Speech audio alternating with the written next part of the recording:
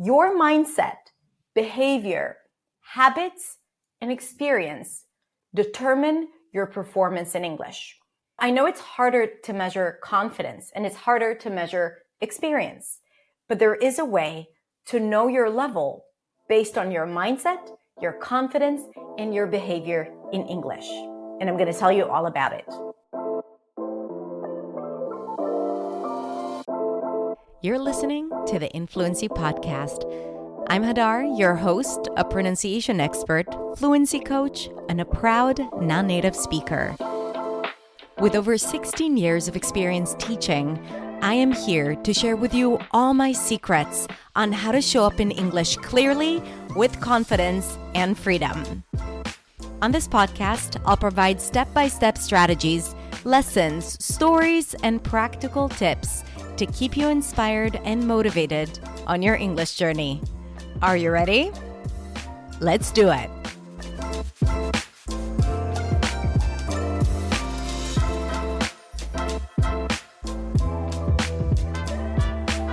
I have a question for you. Have you ever wondered what is the best way to measure your fluency?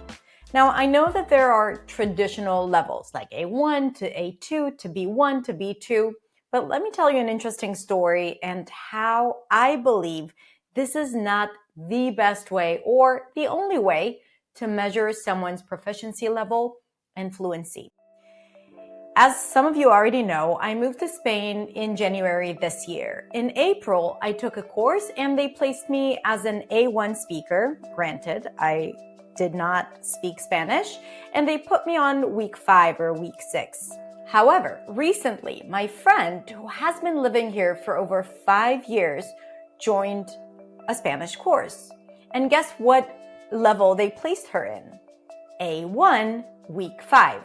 Now, mind you that she has been living here for over 5 years. Every time we would hang out together, she would be the one speaking. She would be the one communicating. She had so much more confidence than I did. She understood almost everything. I went to her with questions, yet we were at the same level. How is that possible? So maybe in terms of grammar knowledge or specific vocabulary that is needed for A1 level, we were at the same level. However, she had a lot more experience and a lot more confidence than me. And in the real world, she did so much better than me. But according to the school, or the proper way of measuring fluency, that was the case. We were at the same place. And my question to you is this really the only way to measure someone's fluency? Is it really the only way to measure real life fluency? How you show up in English, how you use English, how confident you feel. I'm going to give you another example.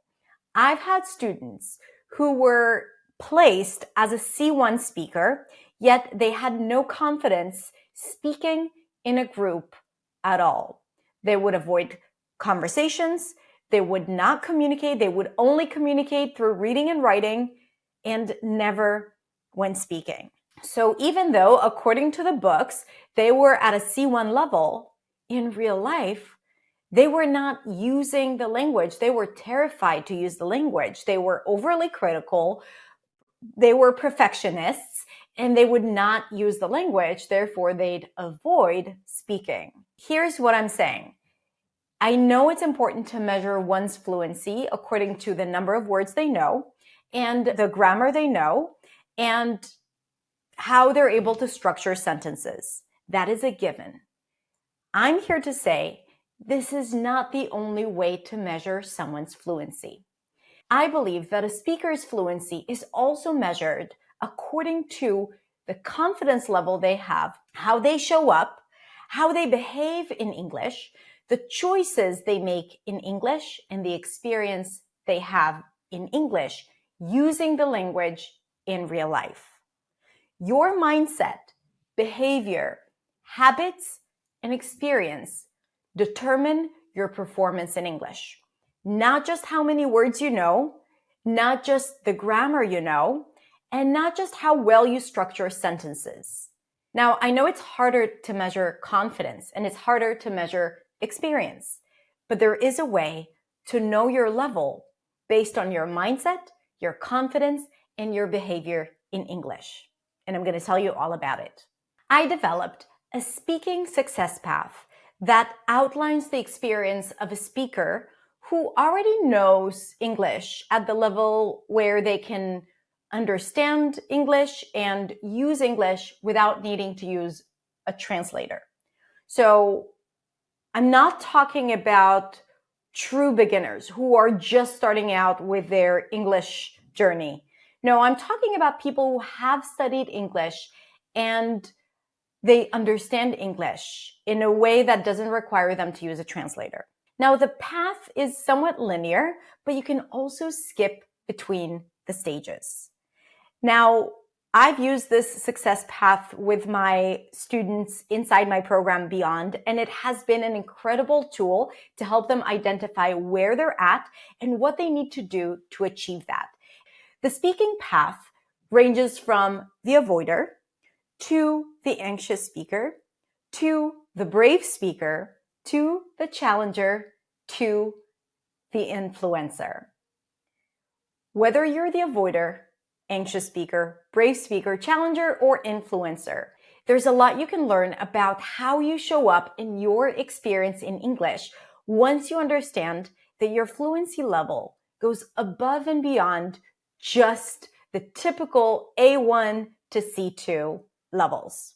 Now, I created this quiz and you can actually take it right now. It's absolutely free, so you can identify your stage and also get resources and tips and strategies to get to the next stage. Sometimes all you need to do is just change your mindset to get to the next stage. Let me tell you this, it's not easy, but it is possible. And sometimes it requires more effort or intentional practice to be able to reach the next stage. Everything is in the quiz. So if you take the quiz, it's going to take you 5 minutes. You'll need to answer a few questions, and then you're going to get a list of resources and my tips to help you move up the success path. From the names of the stages, you can already see that it's a little different than what you're familiar with. And here's the thing. I believe the traditional methods have led us to a certain place, and it's great. But what got you here won't get you there. If you want to get to your next level, you need to understand what you actually really need that goes beyond the vocabulary or the grammar. It's about how you need to think, how you need to practice, where you should put your focus on, and also how you plan for the future. All of that is required to make any progress, definitely in your English fluency journey. And it's so much easier to measure your progress based not just on tests, but on your own feeling, on how you feel about yourself and what's possible for you in real life. If you end up speaking more, understanding more, having the confidence to make jokes or to stand your ground, you are obviously at a better place than someone who might be avoiding constantly, even though maybe according to the books, you are at the same level. It doesn't matter what the level is. What matters is what's possible for you and how you feel about yourself when communicating in English. And I want to open a door to that possibility of you measuring your fluency and your ability and your performance in English in a different way, in a less conventional way, because maybe that is what you were missing. Maybe understanding how to put a spotlight on building your confidence, changing your mindset, changing the way you practice is all you needed to reach a breakthrough and get to the next stage.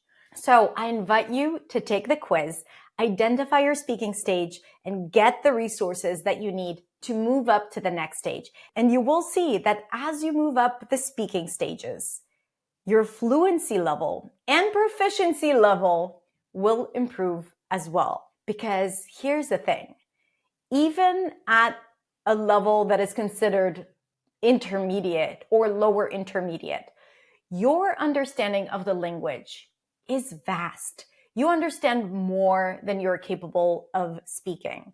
From my own personal experience, I can understand long podcasts in Spanish, but I still can't say 10% of what they're saying on my own without guidance. I know the gap. I feel the gap. And I know that you feel that too in English. I have felt that in English back when I first started out. So that gap between the English that you know and the English that you speak is not going to be resolved by learning more and increasing your knowledge. It's going to be resolved by changing your mindset, building your confidence, and practicing intentionally. And this is how you're going to be guided when you take the quiz. All right? So, are you an avoider? Are you an anxious speaker? Are you a brave speaker? Do you want to become a challenger or an influencer? The answer is in the quiz. So here's what I want you to do. I want you to go ahead and take the quiz, then come back here. Let me know in the comments what is your speaking stage. And then also, if you feel like it, let me know what you're going to do to move up to the next stage. I hope this was helpful, and I hope this helped you think about proficiency and fluency in a different way, in a way that takes you into consideration as an individual with feelings and thoughts and habits and emotions and experiences that might prevent you from building fluency. And unless you address those things and your pain points and your struggles, it's going to be really hard to improve your fluency. It's going to be really hard to just learn more and expect your body and your brain to remember everything. We first need to take care of you and understand what you need. And then it's going to be a lot easier to get on the right path to success. All right, so I can't wait to hear about your stages and what you thought about the quiz. If you want more resources, go to hadarshemish.com or come follow me on social media at hadar.accentsway on Instagram or all the other channels. Have a beautiful, beautiful rest of the week, and I'll see you next week in the next video. Bye.